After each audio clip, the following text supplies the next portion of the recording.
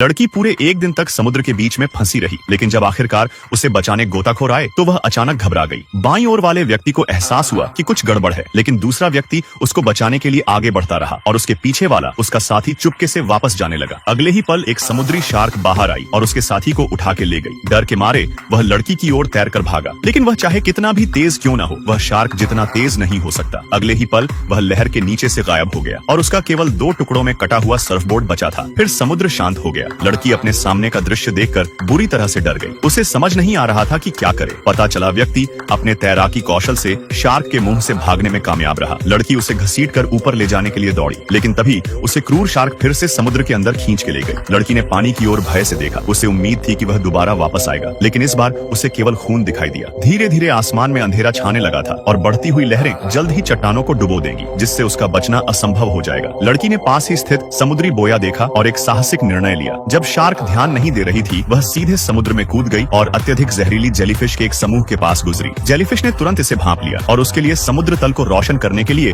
अपनी लाइटें चालू कर दी, लेकिन यह उसकी सुरक्षा के लिए नहीं था। महिला जेलीफिश के जहर के दर्द से चीखने लगी, लेकिन महिला ने देर करने की हिम्मत नहीं की। पानी की सतह पर आने के बाद वह पूरी ताकत से बोया की ओर तैरने लगी। तभी शार्क उसका पीछा करने लगी। सौभाग्यवश वह बोया तक पहुंच गई और शार्क उसके पीछे पीछे आ गई और सीधे बोया से टकरा गई। महिला सीढ़ियां चढ़ने ही वाली थी, लेकिन अचानक आखिरी स्टील बार सड़ी हुई और जंग लगी हुई थी। तभी लड़की सीधे शार्क की पीठ पर गिर पड़ी। उसने स्टील बार लिया और शार्क में घोंप दिया। फिर लड़की सुरक्षित रूप से ऊपर चढ़ गई, यह सोचकर कि घायल शार्क थोड़ी देर के लिए शांत हो जाएगी, लेकिन शार्क ने फिर से हमला किया। सौभाग्य से लड़की ने खुद को बोया से बांध लिया और फिर वह थकावट के कारण गहरी नींद में चली गई, लेकिन उसके पैरों के माध्यम से खून समुद्र में टपक रहा था। शार्क को खून की गंध आ गई और वह भूख से व्याकुल होकर गोता लगाने लगी, जिससे बोया को बांधने वाली जंजीर टूट गई। गुस्साई लड़की अब और सहन न करने का फैसला किया। उसने फ्लेयर गन निकाली और शार्क के सिर पर गोली चला दी, जिससे शार्क अत्यधिक क्रोधित हो गई और उसने बोया पर हमला जारी रखा। आखिरी जंजीर भी टूटने वाली थी। लड़की घबराकर बोया के शीर्ष पर चढ़ गई, लेकिन कोई फायदा नहीं हुआ। अगले ही पल शार्क ने बोया को कसकर पकड़ लिया। जब उसने बहुत जोर से खींचा तो आखिरी जंजीर भी टूट गई। तभी बोया और लड़की लहर के साथ समुद्र में गिर गए। पानी के नीचे लड़की इधर उधर भागती रही। आखिरकार वह बोया में लगे लोहे के फ्रेम में घुस गई और राहत की सांस ली। उसने सोचा कि उसके चारों ओर लगी स्टील की सलाखें शार्क के हमले को रोकने के लिए